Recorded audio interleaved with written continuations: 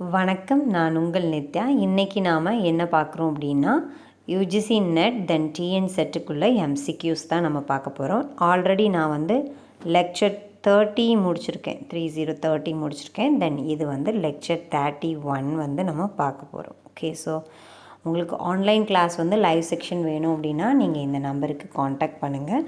நீங்கள் கிளாஸஸ் வந்து பேப்பர் 1க்கு நீங்கள் ஸ்டடி பண்ணிக்கலாம். ஓகே, ஸோ காமர்ஸ் பேப்பர் 2க்கும் வந்து கிளாஸஸ் வந்து போய்கிட்டுருக்கு. ஸோ வேணுங்கிறவங்க நீங்கள் காண்டாக்ட் பண்ணி ஜாயின் பண்ணிக்கலாம். ஓகே, ஸோ அது வந்து பெய்ட் ஃபார்ம் தான். இன்றைக்கி பார்க்கக்கூடிய question, given below are some characteristics of reasoning. Okay, so வந்து இது வந்து ரீசனிங்களுடைய கேரக்டரிஸ்டிக்ஸ் வந்து இந்த கொஷின்ஸில் கேட்டிருக்காங்க. ஸோ சேனலுக்கு புதுசு அப்படின்னா நீங்கள் சேனலை சப்ஸ்கிரைப் பண்ணிக்கோங்க. ஏன்னா வந்து என்னுடைய வீடியோஸ் எல்லாமே உங்களுக்கு ப்ரீவியஸ் இயர் கொஷின் பேஸில் இருக்கும், ரீசன்ட் அப்டேட்ஸாக இருக்கும். ஓகே, ஸோ சேனலை சப்ஸ்கிரைப் பண்ணிக்கோங்க.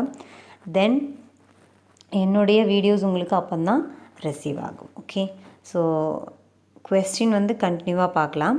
Select the code that states a characteristics which is not of the deductive reasoning. Okay, so இதில் வந்து some of the characteristics of reasoning பற்றி கொடுத்துருக்காங்க. இதில் டிடக்டிவ் ரீசனிங்னா எது கிடையாது, அதனுடைய கேரக்டரிஸ்டிக்ஸ் எது கிடையாது அப்படின்னு 4 ஆப்ஷனில் நம்மளுக்கு எடுக்க சொல்லியிருக்காங்க. ஓகே, ஸோ அதான் கொஸ்டின். ஸோ டிடக்டிவ் ரீசனிங் அப்படின்றதும் டிடக்டிவ் ஆர்கியூமெண்ட்ஸ் அப்படின்றதும் எல்லாமே சேம் ஒன் தான். ஓகே, ஸோ அதனால் இந்த கொஸ்டின் வந்து எதுலேருந்து வந்திருக்குன்னா டைப்ஸ் ஆஃப் ஆர்கியூமெண்ட்ஸ்லேருந்து தான் வந்திருக்கு. டைப்ஸ் ஆஃப் ரீசனிங்னாலும் சேம் கொஸ்டின்ஸ் தான். ஓகே, ஸோ இப்போ டிடக்டிவ் ரீசனிங் அப்படின்னா என்ன அப்படின்னா, ஒரு 2 செட் ஆஃப் ஸ்டேட்மெண்ட் கொடுத்து அதில் ஒரு கன்க்ளூஷனை நம்ம கண்டுபிடிக்கிறோம். So that is arguments. Okay, அப்போது டிடக்டிவ் ஆர்கியூமெண்ட்ஸ்னால் என்ன, டிடக்டிவ் ரீசனிங்னால் என்ன அப்படின்னா, ஸோ அதே மாதிரி 2 ஸ்டேட்மெண்ட் கொடுத்து ஒரு கன்க்ளூஷன் தான் இருக்கும். பட் அது வந்து லாஜிக்கலாக இருக்கும். தென் ஜென்ரலாக சொல்லி ஸ்பெசிஃபிக்காக ஒரு கன்க்ளூஷன் வரக்கூடியதாக இருக்கக்கூடியதான் எனது டிடக்டிவ் ரீசனிங். ஓகே, ஸோ இதில் ஆன்சர் வந்து என்ன வரும் அப்படின்ற பார்க்கறதுக்கு முன்னாடி நம்ம இன்னும் கொஞ்சம் மோர் டீட்டெயில் பார்த்தோன்னா நம்ம நெக்ஸ்ட்டு வரக்கூடிய கொஷின்ஸ் எல்லாம் நம்ம ஈஸியாக அடிக்கலாம். ஓகே, ஸோ இதில் பாருங்கள், ஆர்கியூமெண்ட்ஸ்னாலும் ஒன்று தான், ரீசனிங்னாலும் ஒன்று தான். Types of reasoning then arguments வந்து சேம் தான்.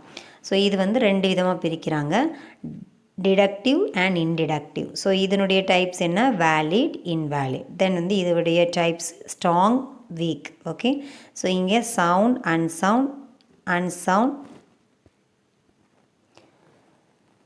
கோஜன், அன்கோஜன், அன்கோஜன். ஓகே, ஸோ இந்த மாதிரி உங்களுக்கு டைப்ஸ் வந்து கொடுத்துருக்காங்க. இது ஆல்ரெடி கொஸ்டின் வந்து உங்களுக்கு கேட்டிருந்தாங்க, டிடக்டிவ்க்கு வேலிட் அண்ட் இன்வேலிடு வருமானு ஆப்ஷனில் போட்டு கேட்டிருக்காங்க. ஸோ இந்த இதிலேருந்து இன்னும் வேறு சான்சஸ் அதிகமாக இருக்குது வர்றதுக்கு. ஸோ கைண்ட்லி நீங்கள் இதை ஸ்டடி பண்ணிக்க வேண்டியது அவசியம்.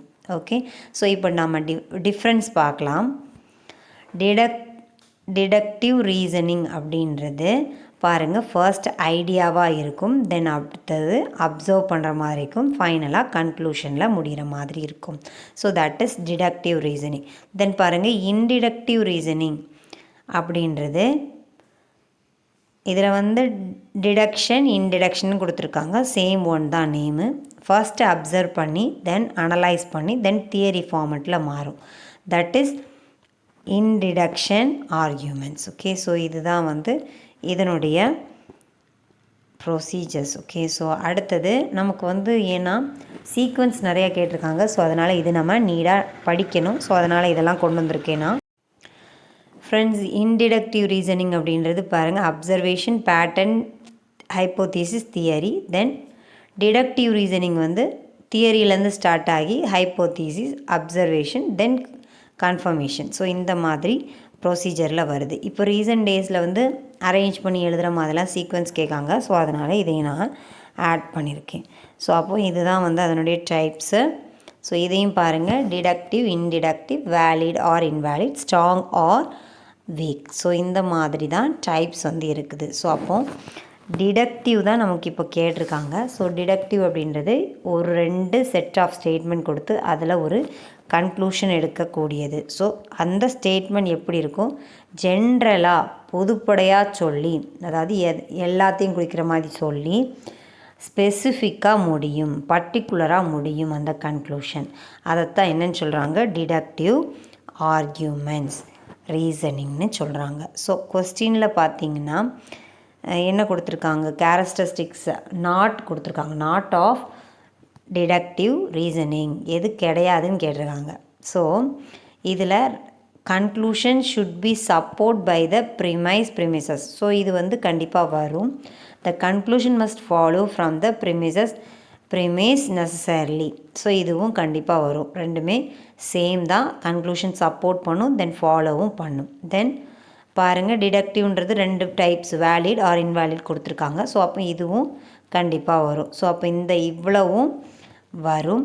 தென் அப்போ வராதது எது, ஸோ இதுதான் வராது. த conclusion must be based on observation and experiment is the right one. First one is the right answer. Then நம்ம next question போகலாம்.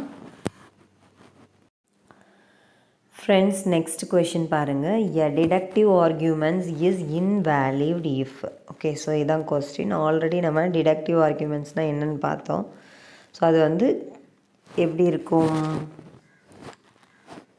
அந்த ஸ்டேட்மெண்ட் வந்து ஜென்ரலாக ஸ்டார்ட் பண்ணி ஸ்பெசிஃபிக்காக முடியும். ஓகே, ஸோ அதே இன்டிடக்டிவாக இருந்ததுன்னா ஸ்பெசிஃபிக்காக ஒரு இதிலருந்து ஆரம்பித்து ஜென்ரலாக முடியக்கூடிய ஸ்டேட்மெண்ட்டை தான் என்ன சொல்கிறாங்க, இன்டிடக்டிவ் ரீசனிங் சொல்கிறாங்க, இன்டிடக்டிவ் ஆர்கியூமெண்ட்ஸ்னு சொல்கிறாங்க. ஓகே, ஸோ இதில் நமக்கு என்ன கொடுத்துருக்காங்கன்னா, அந்த ஸ்டேட்மெண்ட்டில் இன்வேலிடாக வந்துச்சுன்னா என்ன ப்ரொசீஜர்ன்ற மாதிரி கேட்டிருக்காங்க. ஓகே, ஸோ இதில் டிடக்டிவ் ஆர்கியூமெண்ட்ஸ் வந்து வேலிடாக வந்துச்சுன்னா ட்ரூவாகவும், இன்னொன்று கன்க்ளூஷன் ட்ரூவாகவும், ப்ரிமிசஸும் ட்ரூவாகவும் வரும்.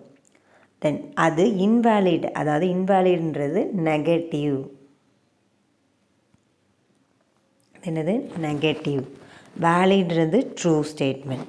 ஸோ ப்ரிமிசஸ்ன்றது 2 சென்டென்ஸ் கொடுத்துருப்பாங்க, அடுத்தது கன்க்ளூஷன் வந்து 1 கொடுத்துருப்பாங்க. ஓகே, ஸோ இந்த 2 ஸ்டேட்மெண்ட்லேருந்து ஒரு கன்க்ளூஷன் கண்டுபிடிச்சிருப்பாங்க.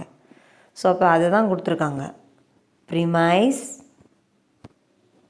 அதுக்கு நிறைய நேம்ஸ் உண்டு, ப்ரிமிசஸ்னு உண்டு, ப்ரிமைஸ் உண்டு. ஓகே, ஸோ இந்த மாதிரி நேம்ஸ் நிறையா உண்டு. ஸோ இதில் வந்து premises and conclusions are all ஃபால்ஸ்னு கொடுத்துருக்காங்க. ரெண்டுமே ஃபால்ஸாக இருக்குமான்னு கொடுத்துருக்காங்க. ஸோ ரெண்டுமே ஃபால்ஸாக இருக்காது. ஓகே, ஸோ ஒன்று ட்ரூவாக இருக்கும்போது, அதாவது வேலிடாக அந்த ஸ்டேட்மெண்ட் இருக்கும்போது ட்ரூ வந்து ட்ரூவாகவே இருக்கும். தென் அடுத்தது இன்வேலிடாக இருக்கும்போது ப்ரிமிசஸ் வந்து ட்ரூவாகவும், தென் கன்க்ளூஷன் வந்து ஃபால்ஸாகவும் இருக்கும். ஸோ இங்கே ஆன்சர் எங்கே இருக்குதுன்னு பாருங்கள். ப்ரிமிசஸ் ட்ரூவாகவும் கன்க்ளூஷன் ஃபால்ஸாகவும் இருக்கும். ஸோ அப்போது செகண்ட் ஒன் வந்து ரைட் ஆன்சர். அப்போது வேலிடாக இருக்கும்போது ட்ரூ, ப்ரிமிசஸ் வந்து ட்ரூவாக இருக்கும், பட் கன்க்ளூஷனும் ட்ரூவாக இருக்கும். இன்வேலிடாக இருக்கும்போது இட்ஸ் ப்ரிமிசஸ் வந்து ட்ரூவாகவும், பட் இட்ஸ் கன்க்ளூஷன் வந்து ஃபால்ஸாகவும் இருக்கும். ஓகே, ஸோ அப்போ ஆன்சர் வந்து செகண்ட் ஒன் வந்து right answer. Okay, next question போகலாம். ஃப்ரெண்ட்ஸ், நெக்ஸ்ட் கொஷின் பாருங்கள். Which of the codes given below consist only the correct statements, select the code. So அப்படி கொடுத்துருக்காங்க. ஸோ இதில் வந்து கரெக்ட் ஸ்டேட்மெண்ட் எது அப்படின்றத நம்ம அனலைஸ் பண்ணி எடுக்கணும். ஸோ ஃபர்ஸ்ட் கொஸ்டின் என்ன கொடுத்துருக்காங்கன்னா, Venn diagram represent the arguments graphically. So இந்த மாதிரி நம்ம போட்டு கண்டுபிடிப்போம் இல்லையா. ஸோ இதுதான் என்னது வென் டயக்ராம். ஸோ இது வந்து எப்படி இருக்கும், ஆர்கியூமெண்ட், அதாவது நம்ம அந்த கொடுத்துருக்கிற ஸ்டேட்மெண்ட்டை நம்ம வந்து கிராஃபிக்கலி போடுவோமா, ரெப்ரசன்ட் ஆக்குமா அப்படின்னு கேட்டிருக்கு. ஸோ கண்டிப்பாக ரெப்ரசன்ட் ஆக்கும். ஸோ ஃபர்ஸ்ட்டு வென் டயக்ராம்னால் என்ன அப்படின்றத இன்ஃபர்மேஷன் பார்ப்போம். ஸோ வென் டயக்ராம் வந்து யூஸ் பண்ணுறாங்க எதுக்கு, overlapping the circle or other shapes to illustrate the logical represent between two more set of items கொடுத்துருக்காங்க. அதை எக்ஸ்பிளைன் பண்ணுறதுக்காக, லாஜிக்கல் ரிலேஷன்ஷிப் கொடுக்கறதுக்காக அந்த டயக்ராம் அப்படின்ற சர்க்கிள் வந்து நம்ம யூஸ் பண்ணுறோம். Often they serve to graphically organize things, highlights how the items are similar and different. அது என்ன ரெப்ரசன்ட் பண்ணுது, அந்த ரெண்டு ஐட்டமும் சிமிலராக ஒன் போல் இருக்குதா அல்லது டிஃப்ரென்ஷியேட் இருக்குதா அப்படின்றது அந்த வென் டயக்ராம் அப்படின்றது காட்டுது. So Venn diagram also call set diagrams or logical diagram. So அதுக்கு இன்னொரு நேம் இருக்குது, set diagram or logical diagram are widely used in. இது எதிலெல்லாம் யூஸ் பண்ணுறாங்க, mathematics, statistics, logic, then teaching, linguistics, computer science and business. So இந்த மாதிரி இடத்துலலாம் use பண்ணுறாங்க. That is Venn diagram. So Venn diagram வந்து நம்ம ஆல்ரெடி பார்த்துட்டோம். அப்போ ஒரு ஃபிகர் வச்சு தான், சர்க்கிள் வச்சு தான் வந்து ரெப்ரசன்ட் ஆகுது. ஸோ அது கிராஃபிக்கலான்னு கொடுத்துருக்கு. ஸோ கண்டிப்பாக கிராஃபிக்கல்னு அதில் கொடுத்துருக்கு. ஸோ அப்போ இது வந்து கண்டிப்பாக வரும். Okay, then Venn diagram can enhance, அதாவது ஹெல்ப் பண்ணுதா அவர் அண்டர்ஸ்டாண்டிங்க்கு, கண்டிப்பாக ஹெல்ப் பண்ணுது. ஸோ அப்போது பியும் உங்களுக்கு வரும். ஸோ ஆன்சர் பாருங்கள், ஏபி வந்து ரெண்டு ஆன்சரில் தான் வருது, 1 and 2 தான் வருது. Venn diagram may be call valid or invalid. Okay, so இது வந்து ராங் ஒன். வேலிடா ஆர் இன்வேலிடான்னு கேட்குறது இது வந்து கரெக்டானது கிடையாது. So Venn diagram is a clear method of notation. கண்டிப்பாக கிளியர் மெத்தட் தான். ஸோ அப்போது ஆன்சர் வந்து என்னென்னா A B then D. Okay, so அப்போது உங்களுக்கு எது வரும், செகண்ட் ஒன் வந்து ரைட் ஆன்சர், அதர் ஒன் வந்து wrong answer. A B and D is the right one. Okay, தென் நம்ம நெக்ஸ்ட் கொஷின் போகலாம்.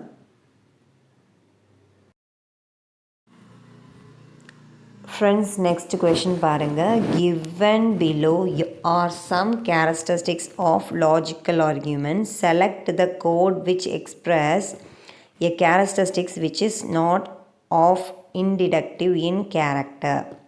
ஸோ இதுதான் கொஸ்டின். ஸோ இதில் என்ன கொடுத்துருக்காங்கன்னா, இன்டிடக்டிவுடைய கேரக்டர் வந்து எது கிடையாதுன்னு கொடுத்துருக்காங்க. ஆல்ரெடி நம்ம பார்த்தோம், டிடக்டிவ் அப்படின்றது ஒரு ஸ்டேட்மெண்ட் தான்.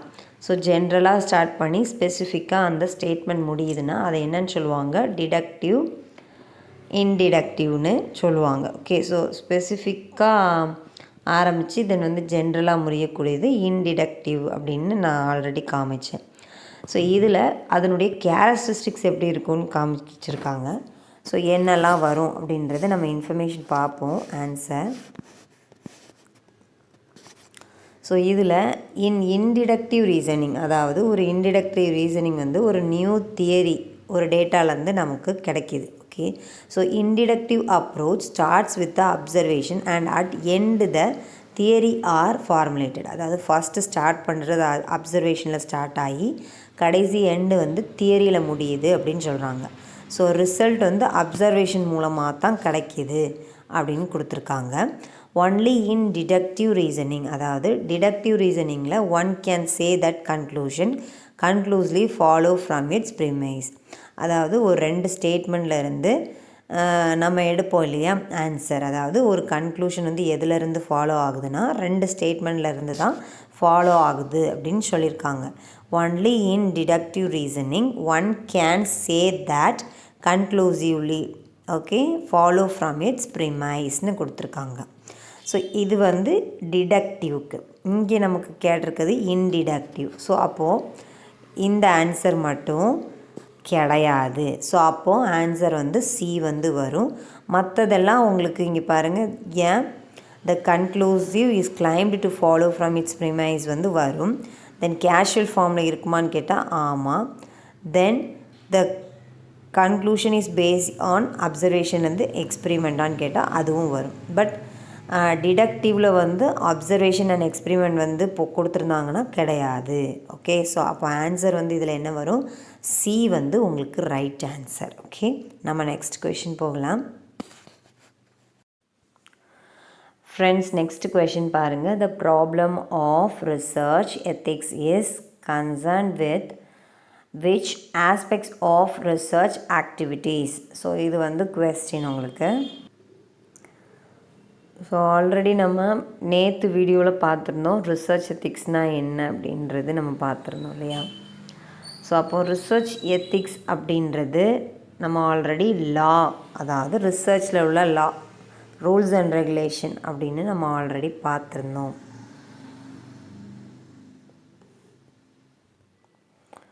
ஓகே, ஸோ அப்போது இந்த இதில் எது வரும் அப்படின்றது நம்ம பார்க்கணும். First one, following the prescribed format of your thesis. Okay, then next one, data hand analysis through qualitative or quantitative technicals. Then defining the population of research. Then fourth one, evidence based research reporting. Okay, so அப்போ நம்ம already பார்த்தோம் அது law and rules and regulations procedures. Okay, so அப்போது research எத்திக்ஸ்ன்றது ஒரு follow பண்ணணும் கண்டிப்பாக. ஒரு rules and regulations ரிசர்ச்சில் எத்திக்ஸாக follow பண்ண வேண்டிய விஷயங்கள் தான் என்னது, ரிசர்ச் எத்திக்ஸ். ஸோ அதனுடைய ப்ராப்ளம் என்ன அப்படின்னு கேட்டால் அது என்ன பண்ணுது, ஒரு ரிப்போர்ட்டிங் பண்ணுது. எவிடன்ஸ் பேஸ்ட் ரிசர்ச் ரிப்போர்ட்டிங், எவிடன்ஸாக இருக்குது. ஸோ அப்போ ஆன்சர் உங்களுக்கு இங்கே என்ன வரும் அப்படின்னா fourth one right answer. Okay, என்னோடய எக்ஸ்ப்ளனேஷன் உங்களுக்கு புரிஞ்சிருக்கும்னு நினைக்கிறேன். ஸோ உங்களுக்கு பிடிச்சிருந்துச்சுன்னா லைக் பண்ணுங்கள், தென் மறக்காமல் உங்கள் ஃப்ரெண்ட்ஸ்க்கு ஷேர் பண்ணுங்கள், தென் சப்ஸ்கிரைப் பண்ண மறந்துடாதீங்க. Okay, thank you so much, thanks எல்லாம். ஃப்ரெண்ட்ஸ் லைக் பண்ணுங்கள், தென் உங்கள் ஃப்ரெண்ட்ஸுக்கு ஷேர் பண்ணுங்கள், தென் எந்த ஒரு டவுட்டாக இருந்தாலும் நீங்கள் என்ன பண்ணுங்கள், கமெண்ட் செக்ஷனில் போடுங்க, நான் ரிப்ளை கொடுக்குறேன். ஓகே, தென் நீங்கள் லைக் பண்ணுறது மூலமாக இன்னொருத்தங்களுக்கும் அது தெரிய வரும். ஸோ என்ன பண்ணுங்கள், லைக் பண்ணுங்கள் ஃப்ரெண்ட்ஸ், உங்கள் ஃப்ரெண்ட்ஸுக்கும் ஷேர் பண்ணுங்கள். ஓகே.